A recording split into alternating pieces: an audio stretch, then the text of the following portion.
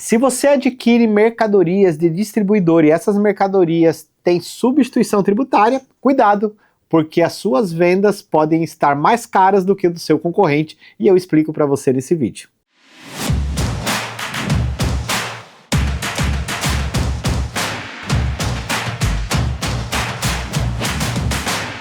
Sejam muito bem-vindos, eu sou o Anderson Souza e nesse vídeo eu vou falar de uma dor que muitas empresas, principalmente do e-commerce, sofrem, que são com as suas aquisições de distribuidores, no qual o ICMS, nem o ICMS-ST, vem destacado na nota, uma vez que ele já foi recolhido.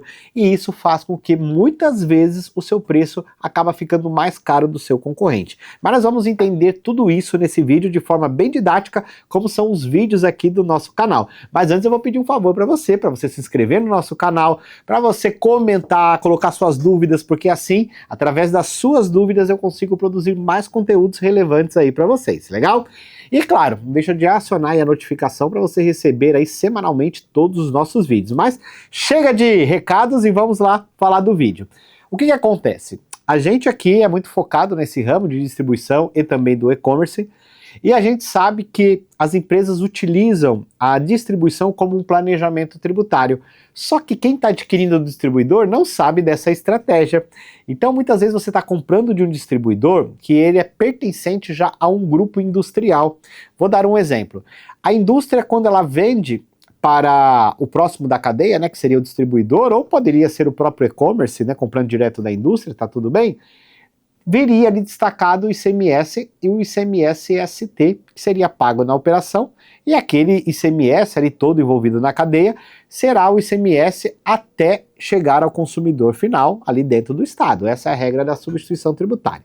O que ocorre a nível de planejamento tributário ali no industrial? Eles acabam construindo uma distribuição e aí eles vendem da indústria para o distribuidor com uma margem baixa. Quando eles vendem com essa margem baixa, eles fazem o recolhimento do ICMS-ST. Para quê? Para reduzir o custo tributário.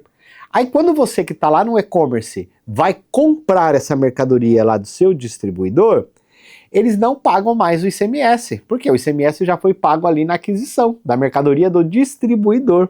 Até aí tá tudo bem. Você vai falar, Anderson, mas para mim, o que interfere eu adquirir o produto do distribuidor ou adquirir direto do industrial?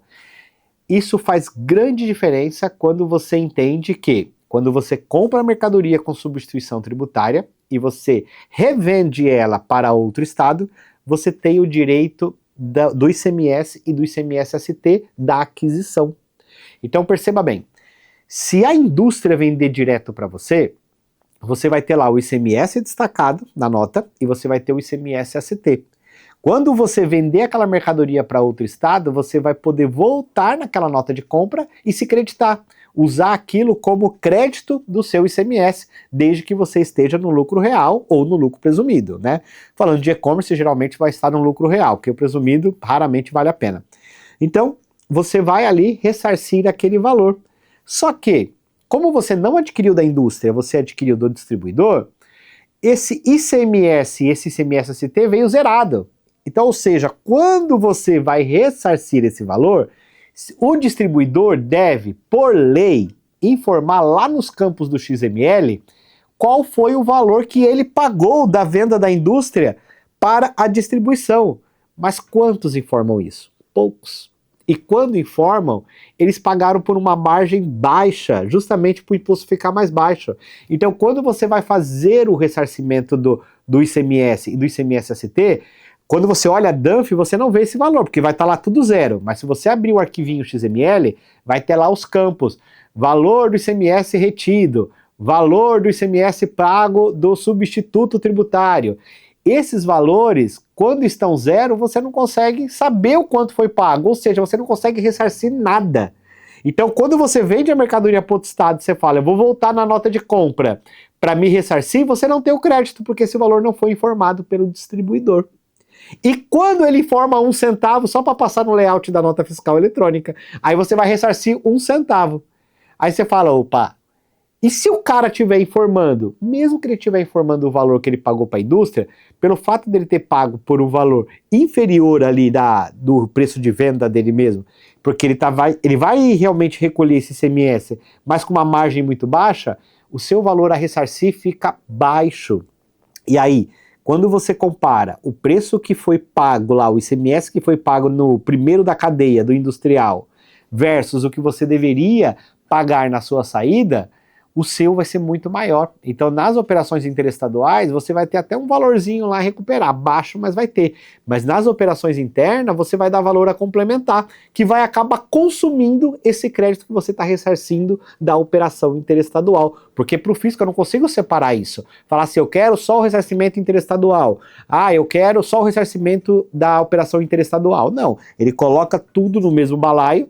E aí, se na operação interna deu a complementar o imposto e nas interestaduais deu a ressarcir, ele vai pegar, bater um do outro, a não ser que você opta pelo ROT. Aí é outra história, é outro vídeo que nós vamos colocar aqui no canal para você, falando sobre o ROT, que é uma estratégia tributária. Mas o que você tem que entender aqui é que toda vez que você adquire uma mercadoria de um distribuidor, a primeira exigência que você tem que ter é que os valores que foram pagos de ICMS e ICMS-ST na entrada da mercadoria, lá pago pela indústria, tem que estar informado no XML.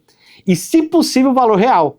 Porque se você entender que esse planejamento tributário existe, que ele coloca uma margem pequena só para recolher o ICMS, você vai estar perdendo dinheiro. Aí só vai valer a pena para você se esse valor desse produto for mais baixo ali, para compensar o custo de ICMS que você vai ter na operação, tá? Então toma muito cuidado nas aquisições de distribuidor, porque pode ser o calcanhar de Aquiles na formação do seu preço. E aí, se você tiver com dúvida ou não entendeu nada desse vídeo, comenta aqui, porque daí a gente vai explicando com mais detalhe cada ponto, porque a gente sabe que a parte tributária é complexa, não é comum a galera do e-commerce se aprofundar nesse assunto, e isso é muito importante para você não sofrer aquela dor. Por que o meu concorrente vende mais barato do que eu? Ele vende mais barato porque talvez ele use estratégias ou adquire de tipos de empresas diferentes do que a sua, tá bom?